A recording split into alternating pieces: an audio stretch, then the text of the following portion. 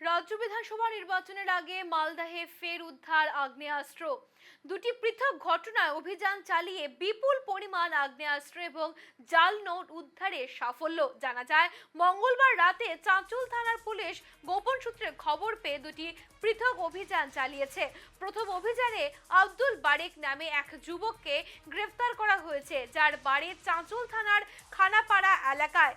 তার হেফাজত থেকে উদ্ধার 5 লক্ষ টাকার জাল নোট। অন্যদিকে দ্বিতীয় অভিযানে চাঁচল থানার পুলিশ গোলাম রব্বানি এবং মিজানুর রহমান নামে দুই অস্ত্র কারবারিকে গ্রেফতার করেছে। তাদের বাড়ি হরিশ্চন্দ্রপুর থানা এলাকায়।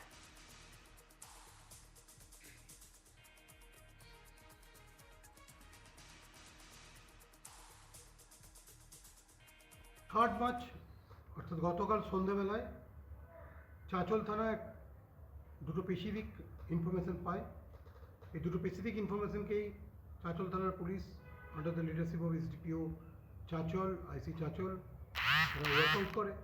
ওয়ার্কআউট করে আমরা মোট দুটি ঘটনায় তিনজনকে অ্যারেস্ট করি। একটি ঘটনায় আব্দুল বারেক 37 ইয়ার্স ওল্ড, এর খানপাড়াতে বাড়ি, চাঁচলের চন্দ্রপাড়া জিপি। এর কাছ থেকে আমরা 5 লাখ FICL রিকভারি করি, যেগুলো জানা যাচ্ছে ও সার্কুলেট করার জন্য মার্কেটে সার্কুলেট করার জন্য নিয়ে এসেছিল বা বিভিন্ন জায়গায় সার্কুলেট করার জন্য। এটা ইনিশিয়ালি জানা যাচ্ছে যে শিলিগুড়ির একজন ব্যক্তির কাছ থেকে ও এটা নিয়েছিল এবং বিভিন্ন জায়গায় ছড়িয়ে দেওয়ার উদ্দেশ্য ছিল।